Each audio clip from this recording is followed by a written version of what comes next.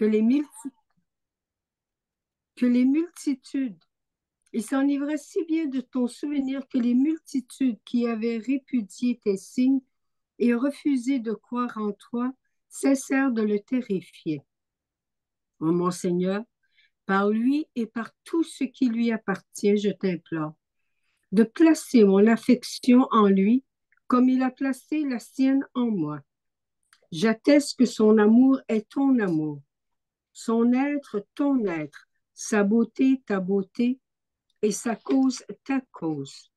Ô mon Seigneur, ne refuse pas ce que tu possèdes et souffre que je n'oublie pas ce que tu as désiré en tes jours. Tu as en vérité, tu es en vérité le Tout-Puissant, le Suprême, le Très Glorieux, le Très Sage. Baha'u'llah.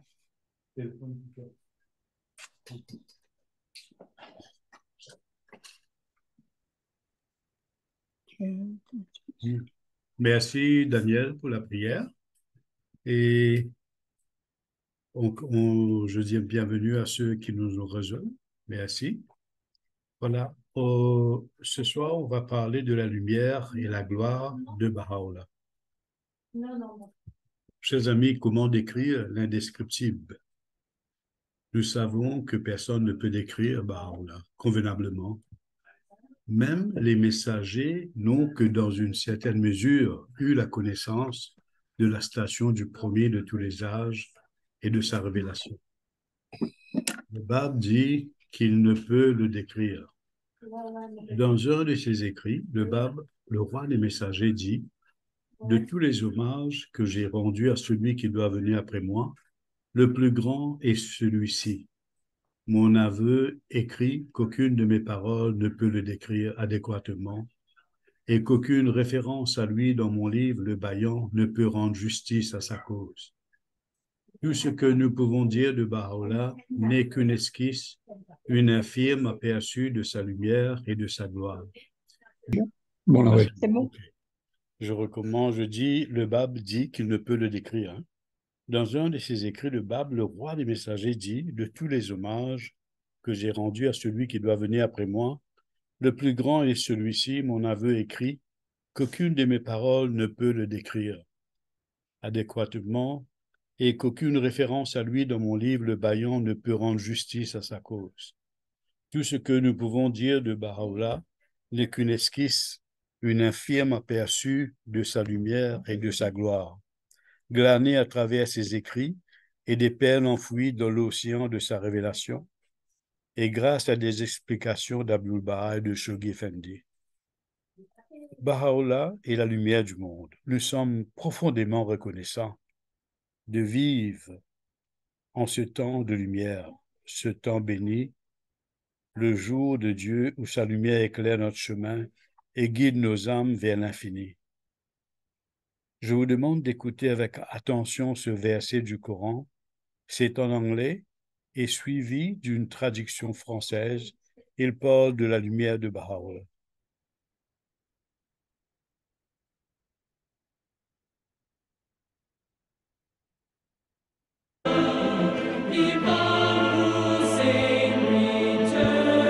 And in the Holy Quran, God says, God is the light of the heavens and the earth. His light is like a niche in which is a lamp. The lamp encased in glass, the glass as it were a brilliant star, lit from a blessed tree, an olive, of neither the east nor of the west, whose oil is beginning to burst into light, though no fire has touched it. Light upon light, God guideth whomsoever he willeth to his light, and of all things God is knowing.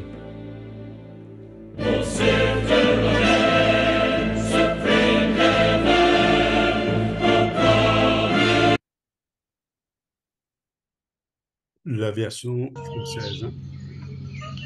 Allah est la lumière des cieux et de la terre. Sa lumière est semblable à une niche où se trouve une lampe. La lampe est dans un récipient de cristal et celui-ci ressemble à un astre de grand éclat. Son combustible vient d'un or béni Un olivier, ni oriental ni occidental, dont l'huile semble éclairer sans même que le feu la touche. Lumière sur lumière, Allah guide vers sa lumière qui il veut. Allah propose aux hommes des paraboles et Allah est omniscient.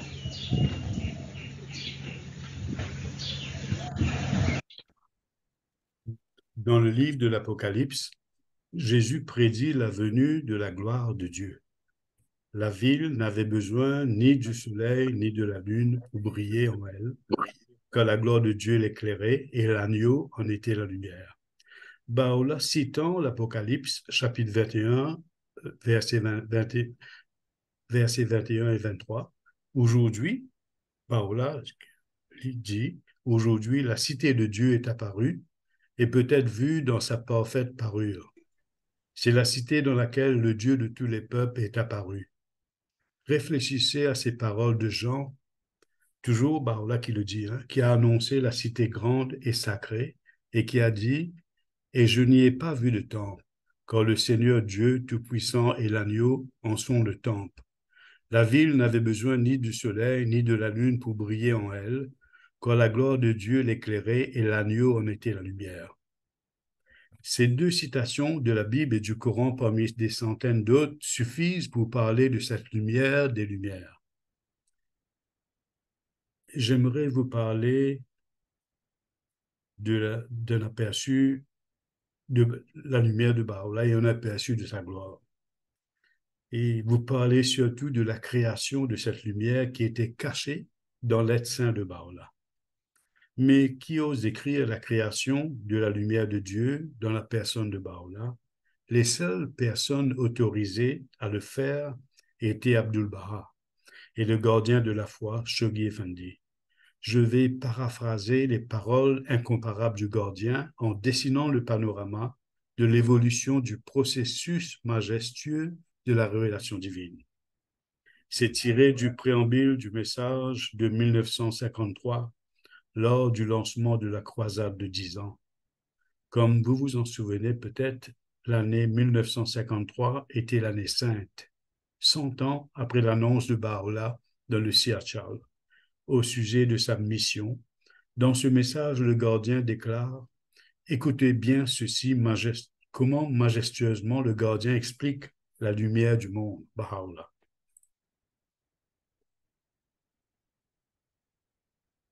À l'aube du cycle adamique, l'arbre de la révélation divine a été planté par la main de la providence dans le sol de la volonté divine. Tout le cycle adamique de 6000 ans devait nourrir la croissance lente et régulière de cet arbre par la lumière et la chaleur des prophètes tels que Moïse, Joas, Jésus et Mahomet. Et arrosé par le sang d'innombrables martyrs. L'arbre a produit ses branches, ses feuilles, ses fleurs et enfin ses fruits. Ce fruit, c'est la déclaration du Bab en 1844 à Shiraz. Ce fruit qui n'appartient ni à l'Orient ni à l'Occident. Ensuite, le broyage de la graine sacrée de ce fruit pendant 6 ans dans le moulin de l'adversité et a donné son huile avec le mortier du Bab en 1850 à Tabriz. Et dans la fosse noire de la prison de Siachal de Téhéran en 1852, cette huile fut enflammée par la main de la Providence. La lumière du monde s'est allumée, c'est Baha'u'llah. Vous vous en souvenez de la sourate où Dieu disait que l'huile s'est allumée sans que le feu la touche? Personnellement, je ne trouve point d'explication aussi majestueuse de la gloire et de la statue de la personne de Baha'u'llah. Il faudrait plus de 6000 ans et plusieurs messagers et tout le cycle adamique, c'est-à-dire l'aboutissement et la consommation de toutes les révélations du passé pour la préparation de la venue de la gloire de Dieu, la lumière du monde, Baha'u'llah. Cette explication magnifique et dramatique du gardien nous dit clairement que Baha'u'llah est l'essence, l'aboutissement et la consommation de toutes les révélations du passé. Il n'est pas simplement un autre prophète. Il est le Seigneur des armées, l'incarnation du très grand esprit, the most great spirit, et l'inaugurateur du jour de Dieu. Ce jour tant attendu par des milliers d'âmes et ses attentes des messagers et des saints du passé. J'aimerais revenir sur les paroles de Jésus dans Jean Apocalypse 21, 22, 23. La ville n'avait besoin ni du soleil ni de la lune pour briller en elle, car la gloire de Dieu l'éclairait et l'agneau en était la lumière. C'est ma compréhension, les amis. La gloire de Dieu l'éclairait, c'est Baola, lumière du monde. Et de l'agneau, on sait quand on parle de l'agneau, dans la Bible, c'est le sacrifice. Sacrifice d'agneau jouait un rôle très important dans la vie religieuse juive. Et Jean-Baptiste a appelé Jésus l'agneau de Dieu qui enlève le péché du monde, cité dans Jean chapitre 1, verset 29. Ici, Jésus dit l'agneau et la lumière, c'est le Bab qui s'est sacrifié pour Baha'u'llah. Le Bab et l'agneau et aussi la lumière du monde. C'est difficile, les amis, de comprendre comment un messager de Dieu, que Baha'u'llah lui-même appelle le roi des messagers, le premier point, a offert sa vie en holocauste. Il s'est sacrifié pour la gloire de Dieu, Baha'u'llah. C'est pour cela qu'on ne peut pas comprendre qui est vraiment Baha'u'llah. Le Saint-Coran, la Bible et le Torah sont remplis de louanges de Baha'u'llah. Je cite Baha'u'llah, dit, les livres n'ont été descendus que pour mon souvenir. Quiconque est réceptif à leur appel, il percevra les doux parfums de mon nom et de ma louange. Et celui qui a purifié l'oreille de son cœur entendra chacune de ses paroles. Le véritable est venu. Il est vraiment le bien-aimé des mondes. Ne l'affirme-t-il pas, les amis, dans la prière obligatoire moyenne, qu'il est celui qui conversa sur le Sinaï dans le buisson ardent? Dans un écrit, Baha'u'llah dit, je cite, « Qui peut éteindre la lumière que la main blanche de Dieu a allumée? Où se trouve celui qui a le pouvoir d'éteindre le feu qui a été allumé par la puissance de ton Seigneur, le Tout-Puissant, le Tout-Compliant, le Tout-Puissant Baha'u'llah. » Pendant plus de 10 ans, Baha'u'llah n'a pas jugé le moment venu de dévoiler sa station et le feu qui s'était allumé dans son âme. En fait, il essayait de dissimuler ce feu, cette lumière,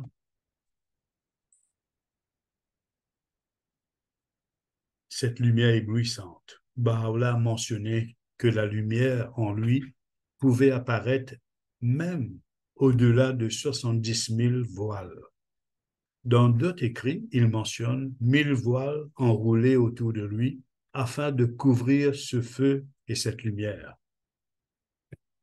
J'aimerais vous parler un peu comment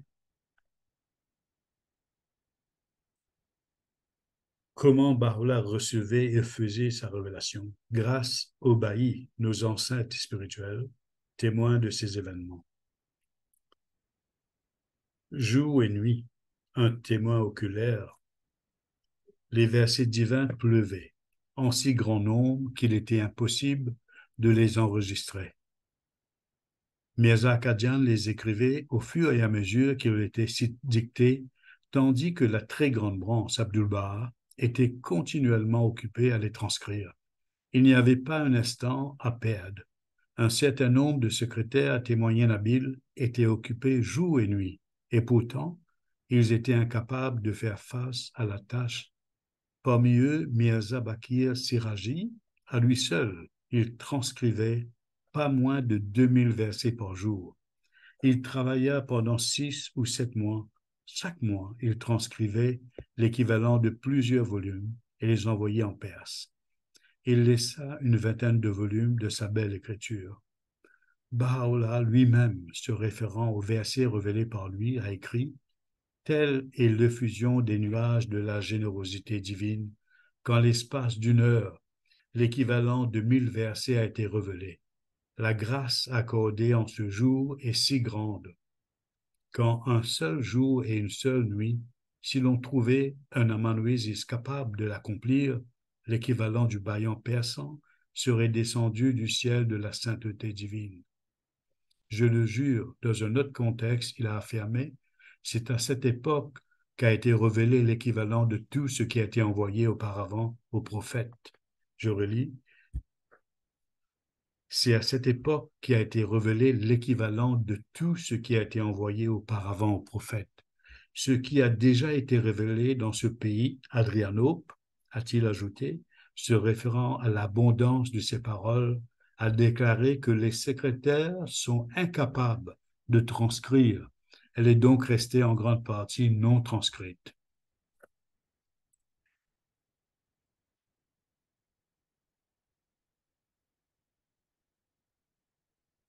Wow, je suis bloqué là.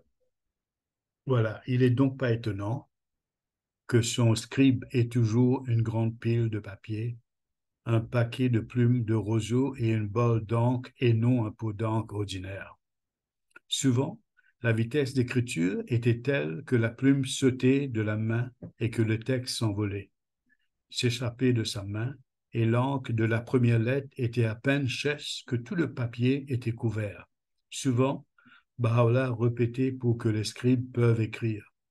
Sa sténographie ressemblait à un gribouillage, et même lui, le secrétaire, ne parvenait pas à la déchiffrer. Il devait demander de l'aide à Baha'u'llah. En ce qui concerne l'atmosphère chargée de l'époque de la révélation, seuls quelques croyants ont eu le privilège de rester pour une courte période. L'un d'eux raconte que pendant la révélation, tout dans la pièce est devenu vibrant et lumineux. Le tapis, le sol, les murs, le plafond palpitaient de vie. L'air était parfumé et une gloire, une autorité et un rayonnement particulier émanaient de Baha'u'llah. La transfiguration de son visage était telle que le croyant en était ébloui et qu'il ne pouvait pas regarder son visage. L'état d'excitation était si intense que pendant un certain temps, la beauté bénie ne put manger. Mirza Akadian raconte que Baha'u'llah avait l'habitude de prendre son dîner sur le toit et y dormait, ce qui était la coutume habituelle. Le frère de Baha'u'llah, Muhammad Kuli, et moi-même, Akadian, avons donc aspergé le toit d'eau, l'avons balayé, nous avons étendu les tapis. Bientôt, Baha'u'llah vint nous parler, prit son repas et se retira pour la nuit. Après qu'il se soit endormi, j'ai étendu ma propre literie et j'ai dormi quelques instants. Peu de temps, quelques heures après minuit, bien avant l'aube, je me suis levé et me suis éloigné un peu pour faire ma prière quand je l'ai vu se lever et marcher vers moi. Il me dit, « Toi aussi, tu es réveillé ?» Puis il s'est mis à chanter, réciter et à faire les 100 pas jusqu'à l'aube. Il poursuit. À chaque mot qu'il prononçait, je voyais des milliers de mers déferler devant mon visage. Et à chaque pas qu'il faisait, je voyais se dévoiler des milliers de mondes d'une splendeur incomparable, se dévoilant à mes yeux.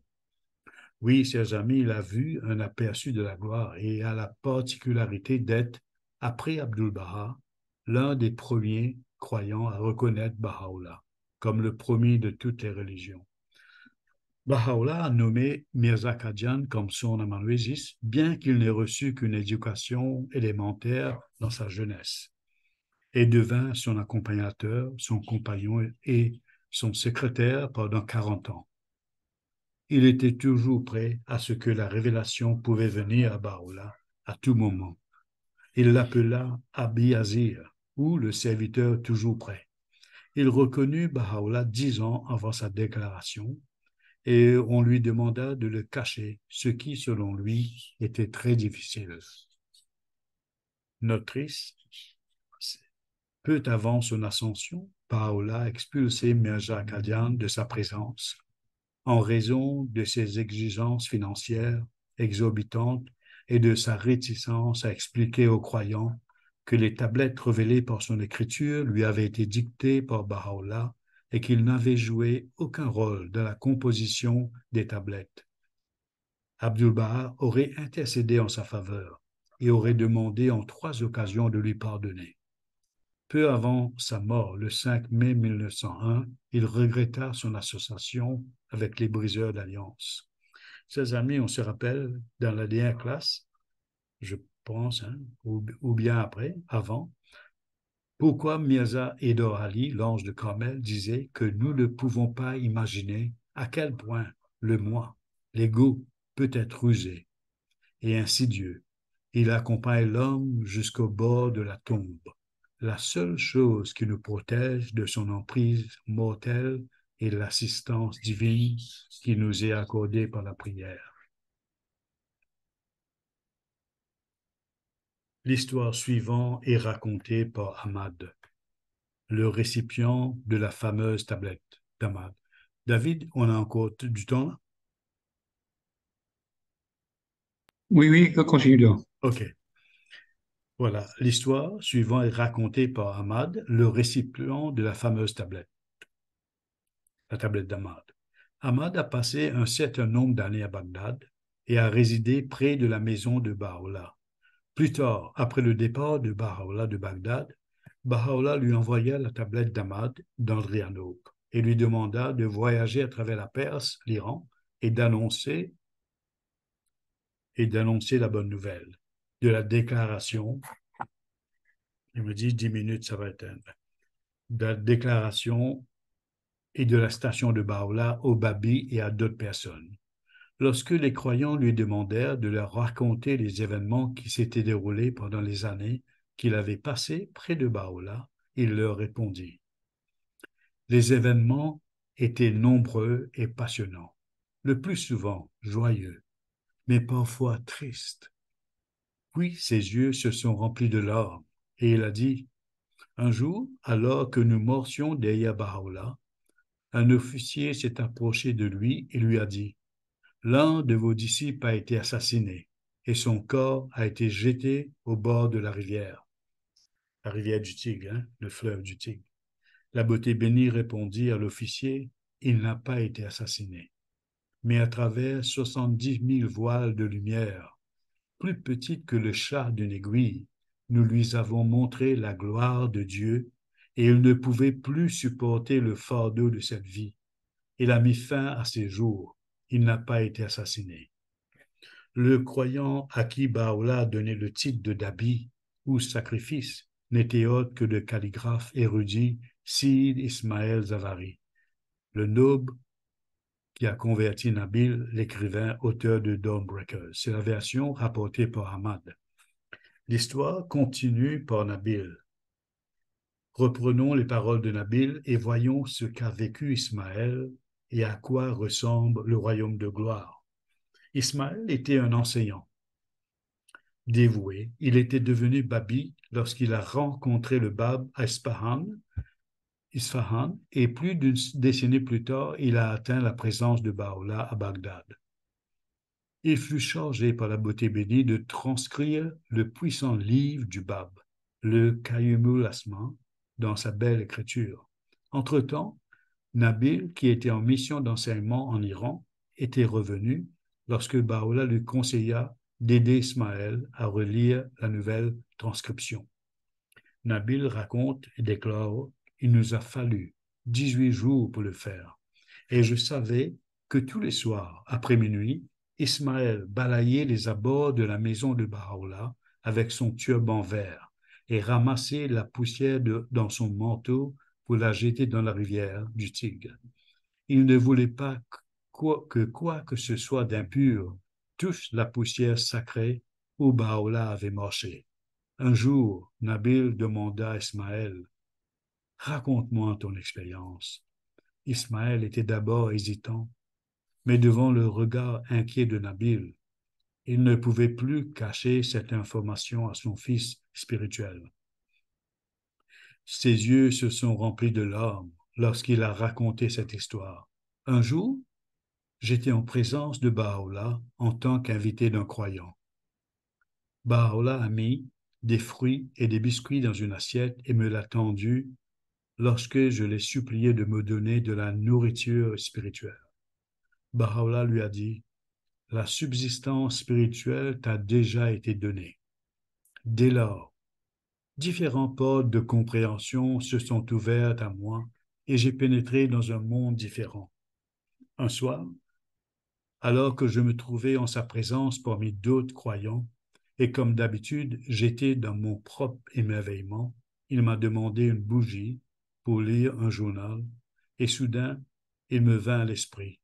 Est-il possible que le visage, la vue, dont les élus et les messagers de Dieu ont tant rêvé, puisse être dévoilé dans un temple humain? Baha'u'llah s'adressa à moi et dit, Ismaël, regarde. Ce que j'ai vu lorsque j'ai contemplé son visage béni, je ne peux le décrire. On aurait dit 100 000 mers ensoleillées, brillants, changeants, luisants, lumineux, et chatoyantes se répandaient sur ce visage. Et je ne me souviens pas de ce qui s'est passé ensuite. Ismaël dit alors à Nabil, ne demande jamais cela, et sois reconnaissant pour ce qu'il t'a donné. Prions pour que chacun ait une fin heureuse. Nabil écrit qu'Ismaël continua son balayage et qu'il en arriva à un tel état d'agonie qu'il ne pouvait plus manger. Pendant 40 jours, il jeûna. Et le dernier jour, avant l'aube, il balaya pour la dernière fois les abords de la maison de Baha'u'llah, et pour contrôler la force écrasante de son amour, il sortit de la porte de la ville, passa près de la rivière et s'allongea face à la direction de Baha'u'llah et se trança la gorge avec un rasoir. Il a vu un aperçu de la gloire de Baha'u'llah à travers 70 000 voiles de lumière sur une surface plus petite qu'un chat d'une aiguille, et en fut ébloui par cette lumière qui était cachée dans l'être saint de Baha'u'llah. On peut se demander ce qu'étaient ces mers lumineux et soleils brillants. Personne ne peut le comprendre. Est-il possible que ces lumières chatoyantes sont les âmes incandescentes des vrais croyants plongés dans la mer de lumière des mondes de mystère? Personne ne pouvait deviner que l'auteur de ces événements, le très grand Nabil, ou Nabil Yazam, plus de 3 décennies plus tard, suivait les traces de son père spirituel, Ismaël Dabi. David, avant de continuer, je crois qu'il faut sortir et re-rentrer. C'est mieux? T'as un petit là. Ah, comment je fais? Bon. Hein. Et les amis, vous m'excuserez, on sort et on revient parce qu'on n'a pas le Pro, le Zoom Pro. Hein. Vous vous reconnectez tout de suite. Je termine la session ici et j'ouvre après. Merci à tout le monde. OK. Vous vous reconnectez tout de suite. Hein. Merci.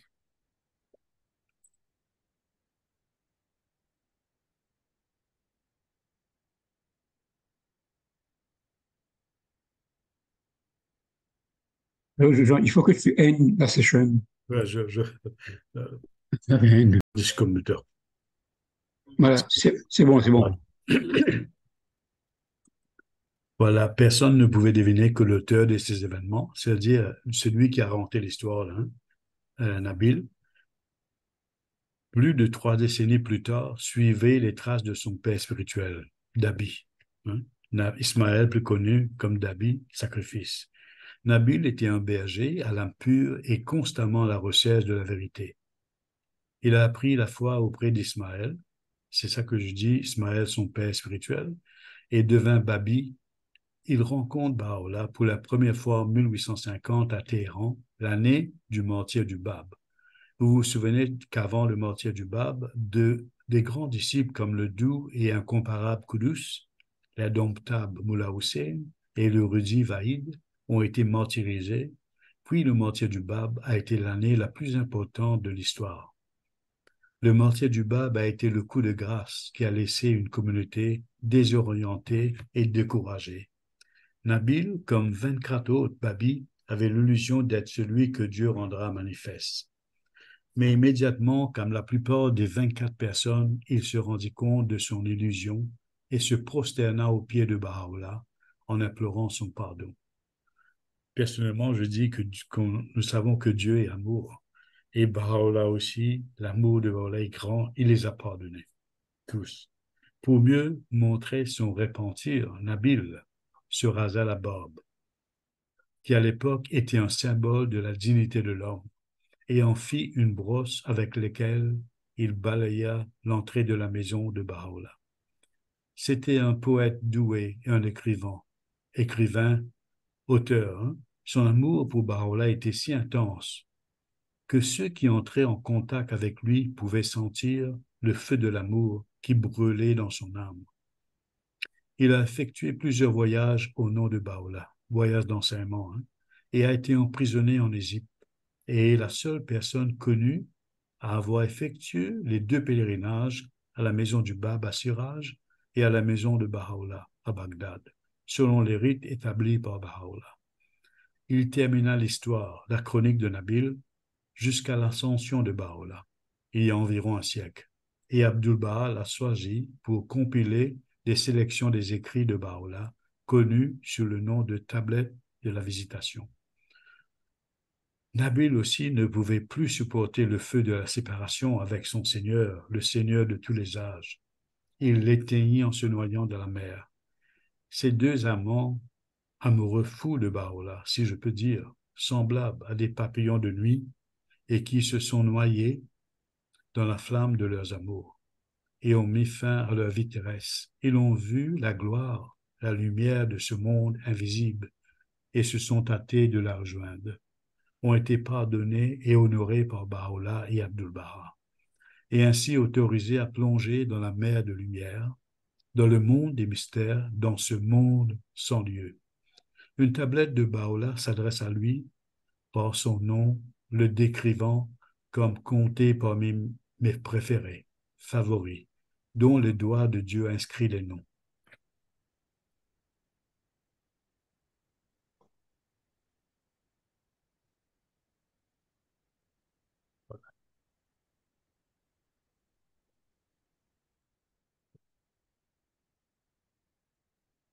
Sortons de la ville fortifiée d'Aqqa et suivons Baha'u'llah jusqu'au manoir de Mazré. Nous sommes en présence d'un croyant, le rossignol à la langue d'argent, Ali Muhammad, Vaka. Il était âgé de 23 ans quand il atteint la présence de Baha'u'llah pour la première fois. Il ne l'avait jamais vu auparavant. Mais le visage de Baha'u'llah lui parut familier. Il perd le sommeil, essayant de se souvenir de l'endroit où il l'avait déjà vu. Sur la plage du Morcé ou dans une réunion de croyants, non, il n'arrivait pas à se souvenir. Un jour, Baha'u'llah lui dit « Vaka, brûle les idoles des vaines imaginations. » Soudain, il se souvient de son rêve d'enfant.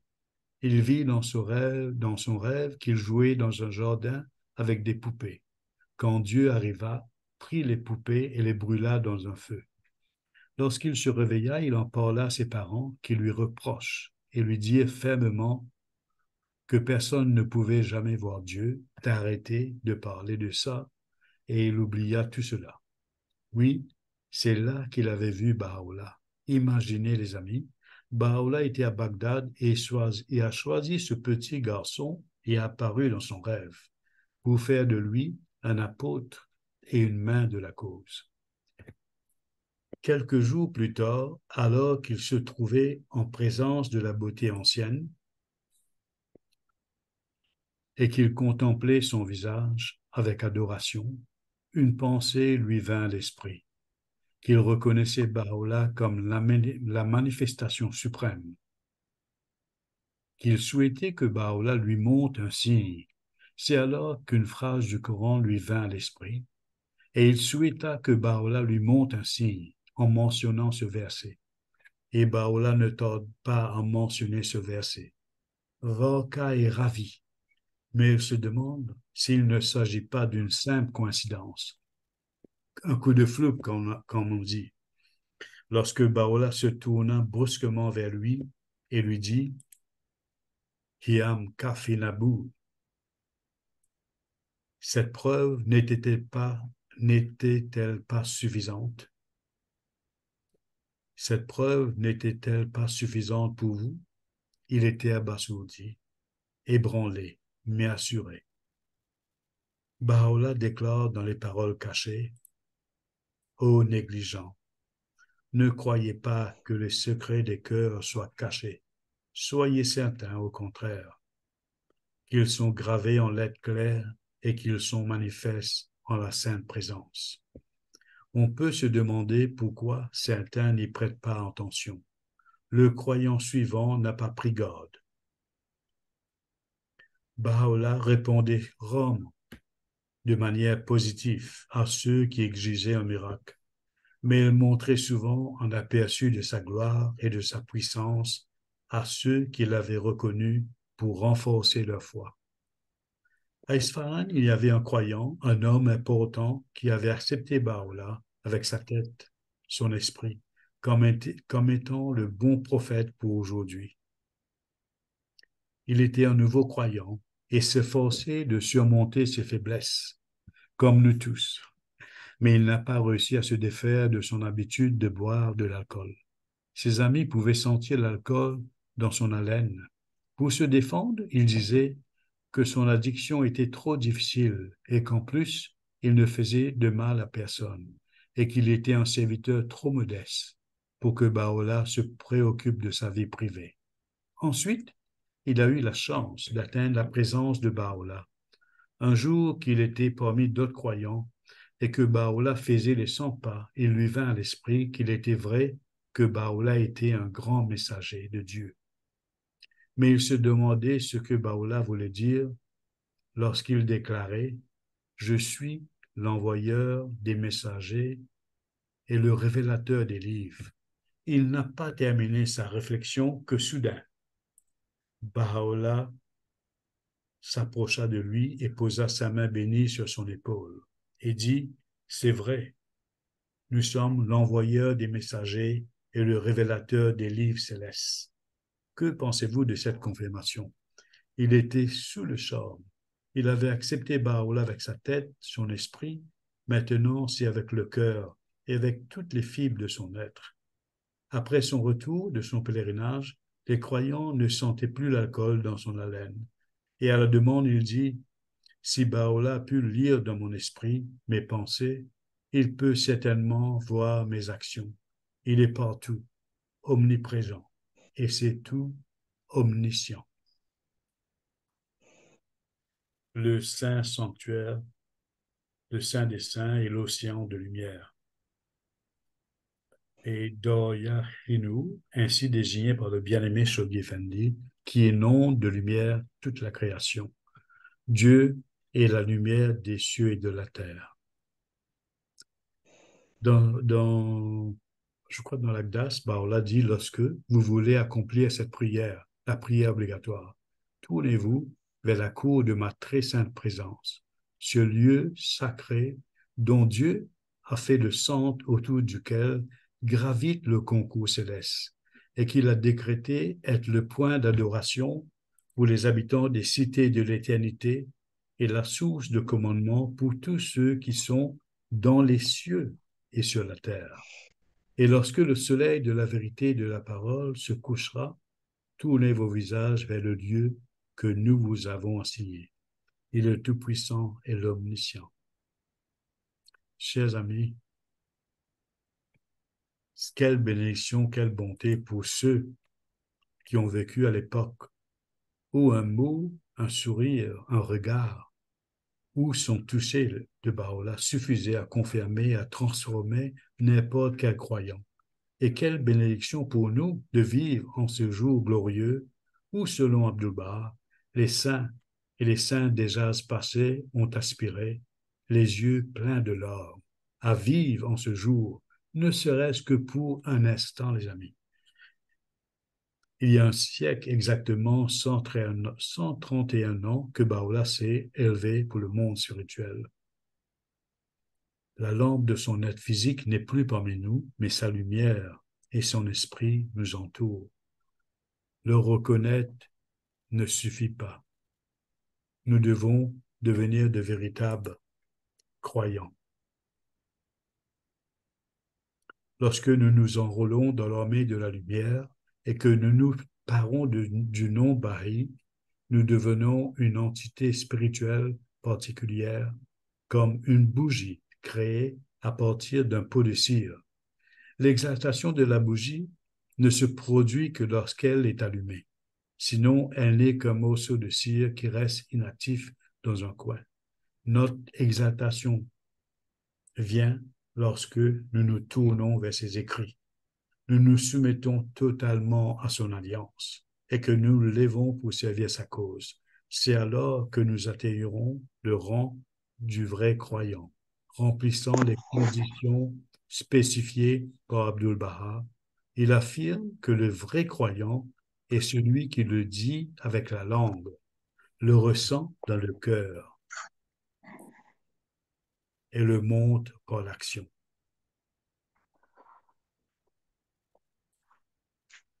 Je voudrais terminer, les amis, en confirmant ce que Bahá'u'lláh confirme.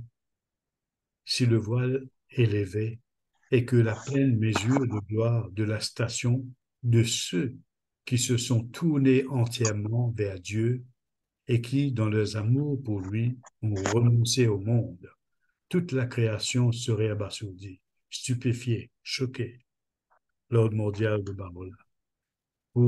Pour confirmer le rang élevé du vrai croyant, auquel Bahá'u'lláh fait allusion, il révèle ce qui suit. Le rang qu'atteindra celui qui a réellement reconnu cette révélation est le même que celui qui est accordé à ceux dont les prophètes de la maison d'Israël non considérés comme des manifestations douées d'immuabilité. Merci les amis, merci de votre patience, de votre présence.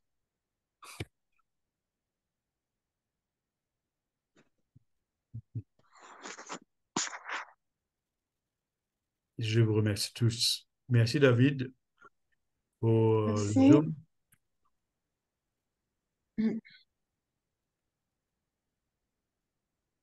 Allô?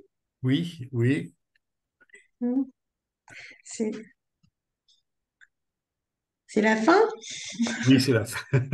Je dis oui. Merci, Jésus. Je suis arrivé. Je dis oui. Merci. Merci, oui. On fait pas une prière avant de partir?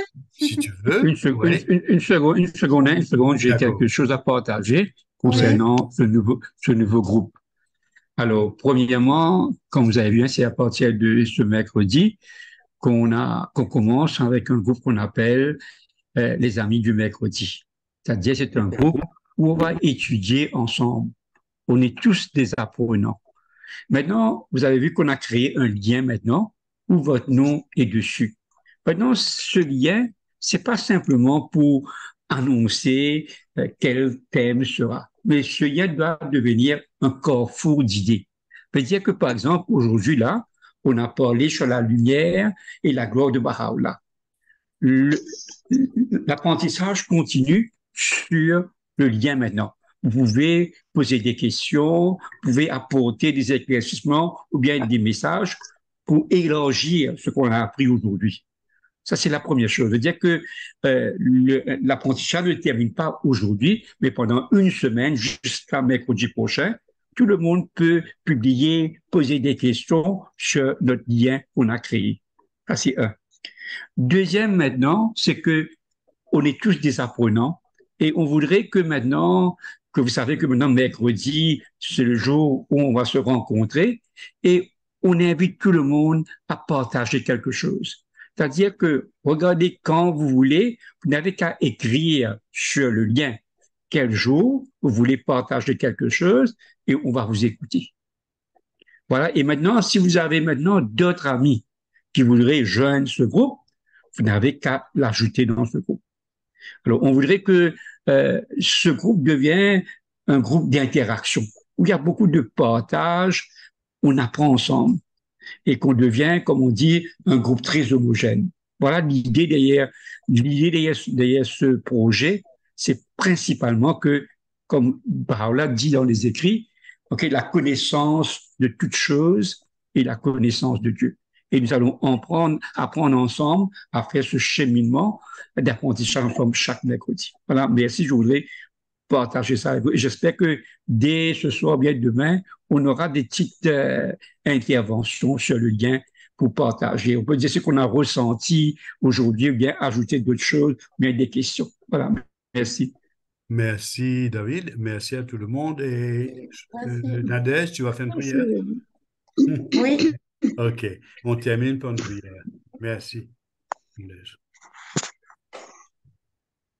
je commence. Ouais.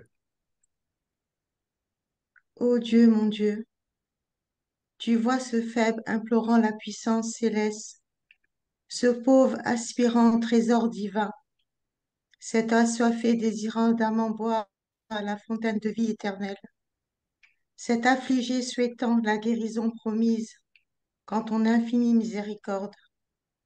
Tu as destiné à tes serviteurs élus dans ton royaume céleste.